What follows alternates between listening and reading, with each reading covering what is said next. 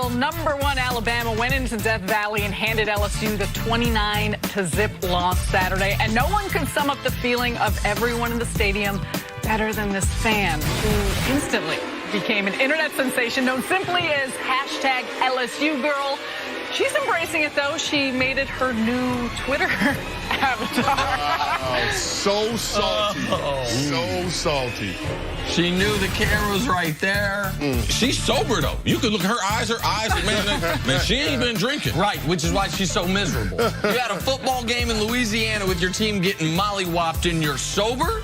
That does not sound enjoyable. No, that was a great shot. That was a great shot. That was about the only thing I'm going to remember from that game. Did Virginia win this weekend? Really? That's what we're going to take? I'm just curious. We're talking college football. Syracuse won. Ohio State, you guys won, right? Didn't play great, but you guys won, right? Canty, there's been a lot of shots fired.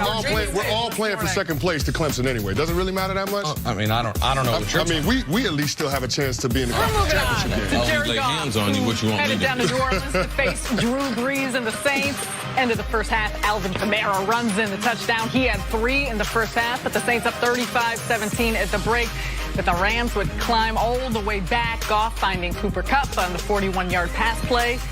2-point conversion would tie it at 35. Then later in the fourth, Saints now up 38-35. Drew Brees finds Michael Thomas for the 72-yard touchdown. Thomas had 211 yards on the day. And, yep, you've probably seen this already. Pulls out the cell phone to celebrate. Saints win 45-35, improving to 7-1. And here is Drew Brees after the game. It's a very meaningful game. You know, trying to keep things in perspective that, you know, each win counts the same, right, on the stat sheet.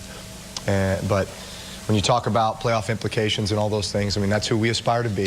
So knowing that, hey, that was the undefeated team, that was the team that was leading the NFC, yeah, that's a big win, obviously. But they're going to keep winning games, I'm sure. I want us to keep winning games, and, you know, we'll see how it shakes out in the end.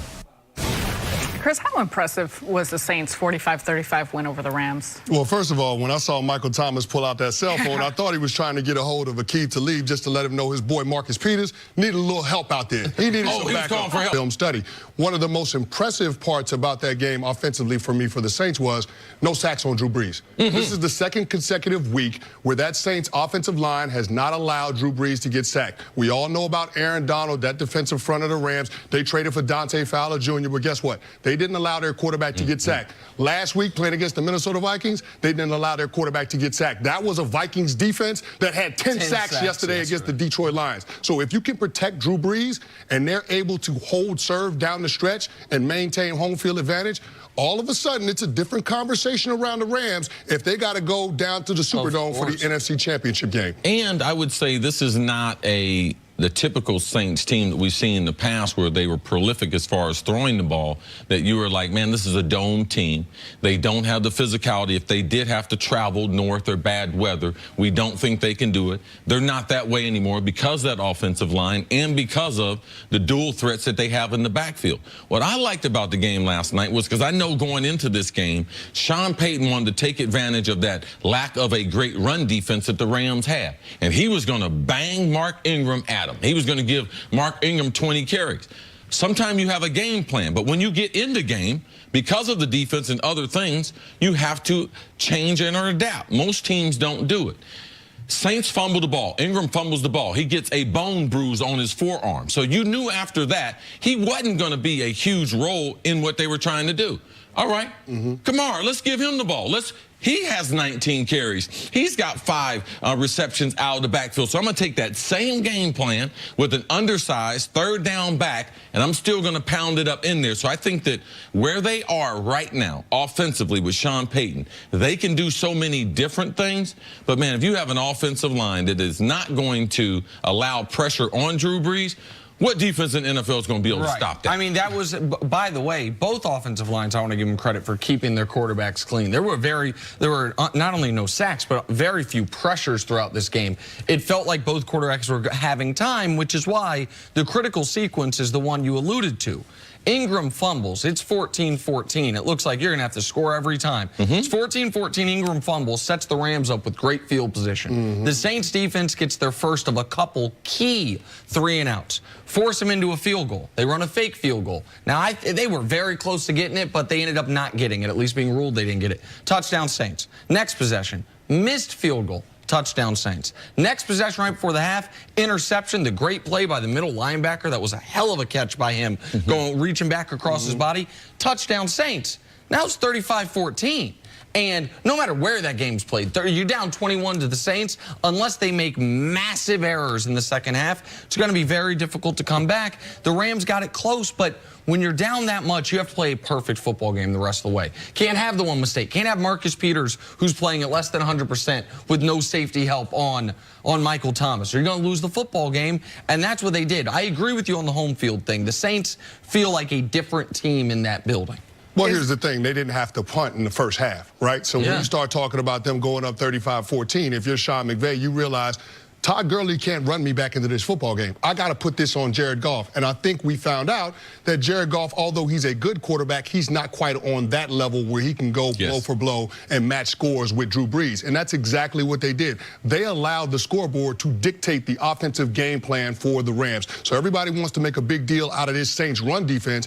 I don't know if their run defense is as good as the statistics are, but guess what?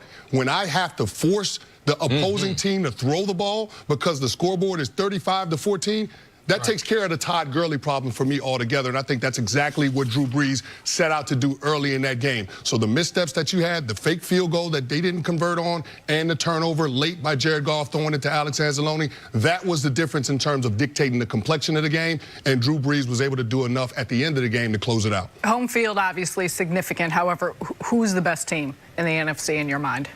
Well, I got to say it's the New Orleans Saints. I mean, these are 1A and 1B right now, and I think that these two teams will continue to develop as the course of the season goes on. The mark of a good football team is a team that continues to get better as the season progresses. But if you want to ask me what team has more of the upside, I would say it's the Los Angeles Rams. I mean, you added Dante Fowler Jr., a lot of young players. Hopefully you get Aqib Talib back at some point. I think that will make a difference. And the Rams have an easier schedule through their last 7 games than the Saints do in the last 8 games. The Rams definitely have an easier path. The Rams likely will, despite this loss, still end up with the 1 seed because the Saints got to play Carolina twice. They also play Pittsburgh. Like, Saints have a There's only one team that the Saints play that's not going to be in playoff contention. That's the Tampa Bay Buccaneers. Exactly that's right. it. And meanwhile, the Rams have another game against San Francisco, another game against Arizona.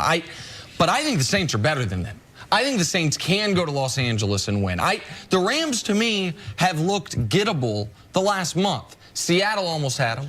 Denver almost had them. We know Green Bay almost had them, and they got beat yesterday. The Rams are not a team that, in my eyes, has been impressive outside of Los Angeles this year. They have two substantial road wins. Those are against the Niners and the Raiders, 2 of the worst teams in football. So the Rams might be on their way to 14-2 or even 13-3, but they are, to me, a team that against the best opponents is gettable because the defense without Aqib Talib is not shut down, and they still don't have pass rush. They need Talib coming back. I think they'll generate enough pass rush through having Fowler there. Fowler had a tough week.